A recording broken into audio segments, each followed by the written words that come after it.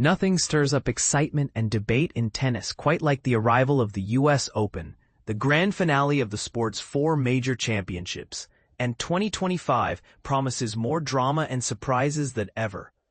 If you thought the U.S. Open was just another annual tournament, think again. This year, controversy and innovation are center stage. Are you ready to see which traditions are being shaken up and which legends might make history? But here's where things get even more intriguing. The countdown to the electrifying showcase at Flushing Meadows is almost over, with New York's hard courts opening later this August to host the world's finest competitors. For many players, the Cincinnati Open this week marks the very last opportunity to perfect their game before heading into the pressure cooker of the U.S. Open, especially with several notable changes taking effect this year. One major talking point, and this is sure to spark debate, is the fact that tennis icon Venus Williams, a two-time champion, has received a wild-card invitation at age 45. After a lengthy hiatus, she made a remarkable comeback earlier this summer. Not since Renee Richards in 1981, who competed at age 47, has a singles player of such maturity taken to the courts at Flushing Meadows. What do you think? Inspiring or controversial? Ready for the specifics? Let's dive into key details. Tournament schedule and draw details. The men's and women's singles draw gets underway on Sunday, August 24th. And this year, the U.S. Open joins the Australian and French Opens as a 15-day event. This extension means the singles first rounds stretch over 3 days instead of 2, a small change with big implications for how matches unfold and how players pace themselves. Curious about when the draw is revealed? Keep your eyes peeled for Thursday, August 21st, when the full singles lineup is announced. Anticipation is already reaching a fever pitch. How to watch and follow the action. For fans in the UK, Sky Sports is your go-to source for live action from Flushing Meadows, with coverage led by the knowledgeable Gigi Salmon and a panel including tennis greats like Tim Henman, Laura Robson, and Martina Navratilova, among others. Across the Atlantic, U.S. viewers will once again find comprehensive coverage on ESPN.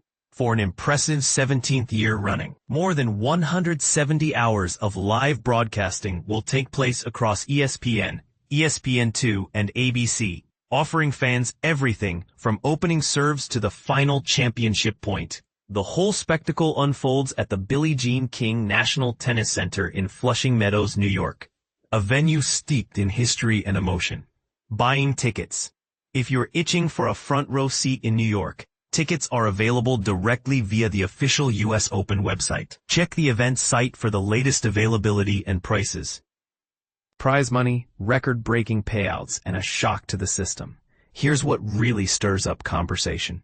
The United States Tennis Association has just unveiled a jaw-dropping 20% increase in prize money for the U.S. Open.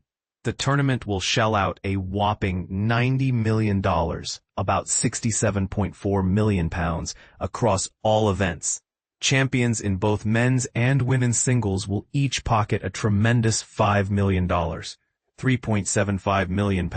For context, Wimbledon's latest prize total was £53.5 million, a 7% bump from last year, but still 25% less than the U.S. Open. Is this the start of a prize money arms race? A breakdown for singles and doubles. Men's and women's singles. Winner, $5 million. Runner-up, $2.5 million. Semi-final, $1.26 million. Quarterfinal, $660,000. Fourth round, $400,000. Third round, $237,000. Second round, $154,000. First round, $110,000. Men's and women's doubles. Winner, $1 million. Runner-up, $500,000. Semi-final, $250,000. Quarterfinal, $125,000. Third round, $75,000. Second round, $45,000. First round, $30,000. Mixed doubles. Winner, $1 million. Runner-up, $400,000. Semi-final, $200,000. Quarterfinal, $100,000. First round, $20,000. Final dates. If you're planning your viewing schedule, mark these dates. The women's final will be held on Saturday, September 6th, followed by the men's final on Sunday, September 7th. Brand new for 2025, mixed doubles with star power. This is the part most people miss. Big changes are coming for mixed doubles. The event precedes the main tournament on August 19 and 20, and here's the spicy twist. Emma Raducanu and Carlos Alcaraz have received wildcards to compete together, a real dream team that fans are already nicknaming Alcaranu or Raducaraz. 6 wildcard teams are confirmed so far, with 2 more to come, totaling 16 pairs. The format itself is changing. Matches will be best of 3 sets, with short sets, up to 4 games, and no advantage scoring, meaning whoever wins the next point at deuce takes the game. If the match reaches 1 set all, a 10-point tiebreak will decide the winner, instead of a traditional third set. For the final, sets return to 6 games max. First and second rounds play out on August 19, and the semifinals plus the final take place on August 20. There's $1 million, $750,000, up for grabs for the winners, making it more lucrative than many traditional doubles competitions. But here's where it gets controversial.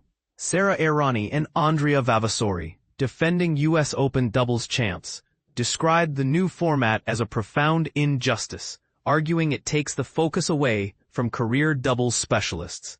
Jessica Pegula, both a top player and member of the WTA Player Council, was quoted at the Cincinnati Open, expressing that players were left in the dark about these changes.